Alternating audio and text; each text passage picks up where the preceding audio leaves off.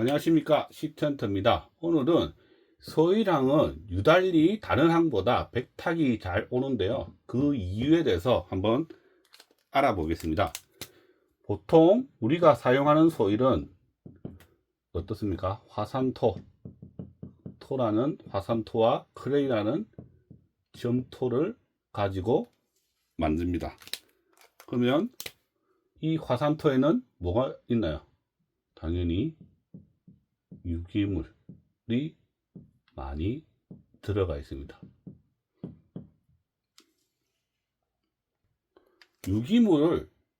토양 유기물을 좀 나눠보면요, 살아있는 유기물, 말 그대로 동식물, 살아있는 동식물을 말합니다. 미생 유기물은 뭐 낙엽,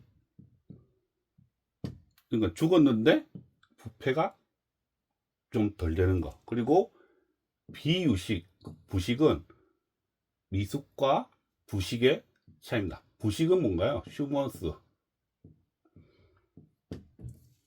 우리가 아는 게 뭐 있나요? 부식산, 이탄, 연갈탄.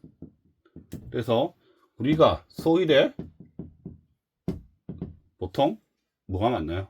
이탄과 연갈탄을 썼기도 하지만 보면 뭐 낙엽 같은 게 들어가 있고, 어떤 거는 이 과정, 중간 과정에 있는 것도 많이 들어가십니다. 그래서 소일은 한마디로 말하면 유기물 덩어리입니다.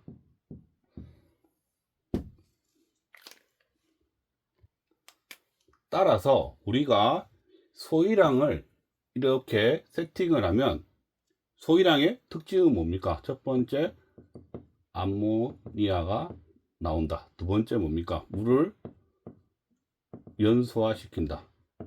즉 GH가 낮다. 그리고 뭡니까? pH가 낮다. 즉 산성이죠. 그리고 뭡니까? 유기물이 많으니까 뭡니까? 일단 유기물이 많다. 다섯 번째, 유기물은 기본적으로 CEC, 양이온 교환 능력이 큽니다. 그리고 탄질비도 높습니다. 자, 지라균 입장에서는 어떻습니까? 암모니아, 먹이는 있죠. 그래서 증식을 이렇게 요가기에서 많이 해야 되는데 왜 안 됩니까? pH가 낮기 때문에, 그리고 GH가 낮기 때문에 지라균이 증식을 잘 초반에는 할 수가 없습니다. 그 대신 반대로 뭡니까? 유기물이 많으니까 어떻습니까?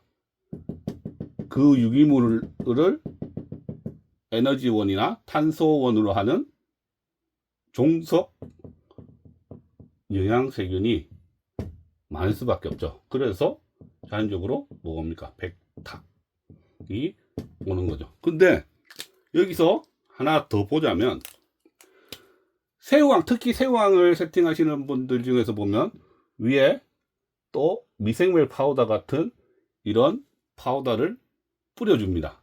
그러면 뭔가요?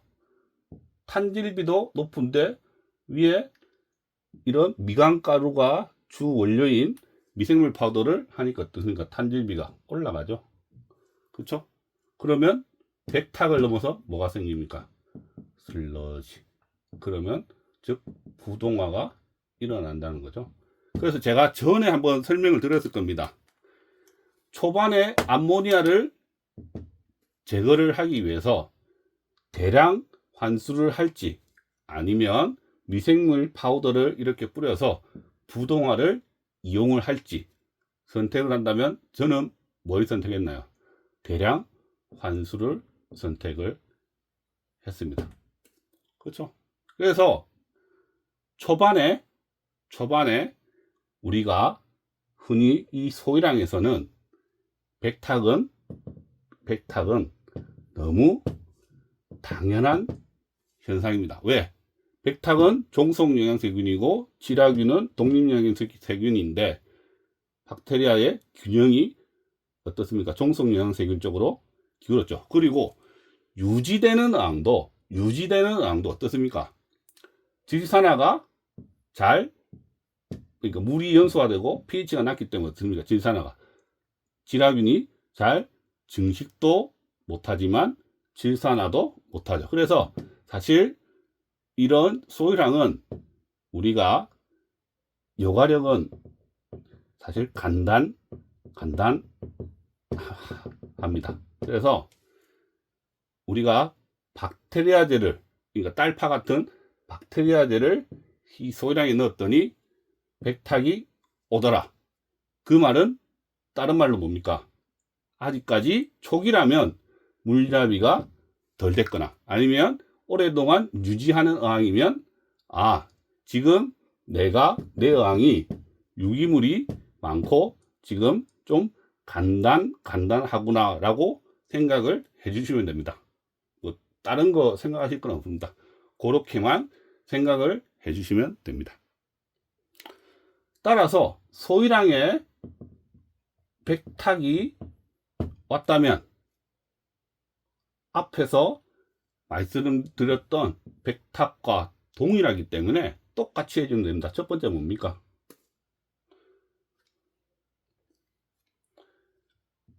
종속영양세균의 폭번이니까 산소 부족이 올 수 있으니까 콩돌 추가, 그리고 물속 유기물들을, 물론 완벽하게 제거가 안 되기 때문에 물속 유기물들을 좀 줄여주기 위해서 뭡니까? 환수. 그리고 만약에 박테리아제, 딸파 같은 종속영양세균의 박테리아제를 넣고 백탁이 쓰면 일단 사용 중단. 그리고 만약에 좀 세팅한 지 오래됐으면 환수뿐만 아니라 먹이 급여도 좀 줄여 주셔야 되겠죠. 그러면 또 뭡니까? 아, 난 백탁 싫어, 너무 싫어. 그럼 어쩝니까? 죽이면 되죠. UV 또는 뭡니까? 응집제 이 사용하면 됩니다. 똑같습니다. 똑같아. 그러니까 왜 오는지가, 왜가 제일 중요합니다. 왜 내 어항을 오는가? 왜? 그런데 제가 전에 어떤 분이 이상한 소리를 하던데, 이 소일은 사실 소일에 있는 이 유기물들은 아까 토양 유기물 중에서 물론 일부 뭐 비부식 아니면 미수 뭐 이런 것도 있지만 일단은 부식 유기물들이 많은 편입니다. 그러면 미생물들은 이 부식은 사실 다 분해를 한 최종 단계이기 때문에 더 이상 이용하기가 어렵습니다. 그래서 뭐 연갈탄이나 이런 이탄, 토탄 이런 거를 뭐 넣으면 이게 뭐 어떤 사람은 그냥 탄수화물이니까 뭐 박테리아가 이것 때문에 폭번한다. 말도 안 되는 소리입니다. 이거는 말도 안 되는 소리고요. 연갈탄, 토탄, 이탄 뭐 같은 말입니다. 피트. 요거는 박테리아가 이미 분해를 해서 거의 최종 단계이기 때문에 이거를 가지고 박테리아가 이 에너지원이나 유기탄소, 이거 탄소원으로 사용하기는 쉽다, 어렵다. 그래서 그런 말을 누가 한다면 그냥 한 귀로 듣고 한 귀로 흘리시기 바랍니다. 그래서 소일은 백탁이 오기가 쉽다. 그리고 내가 탄수화물을 좀 더 주면 슬러지도 생기기 쉽다. 그리고 질화균이 잘 증식하기도 어렵다. 그리고 질산화 과정이 일어나는 것도 어렵다. 왜? pH가 낮기 때문에. 그럼 반대로 내가 이 질화균을 늘려주려면 어떻습니까? 질화균 제품을 사용하든지 아니면 제가 항상 얘기하죠. 여기서 물잡이를 안에서 하지 말고 꺼내서 숙성을 시켜서 달아줘라. 또는 대량 환수를 통해서 어떻습니까? pH를 좀 올린 다음에 나중에 맞는 물고기가 넣을 때는 그때 pH를 다시 내려줘라. 뭐 이렇게 설명을 드리죠. 자, 오늘은 또 여기까지 하겠습니다. 즐거운 밤 되시기 바랍니다.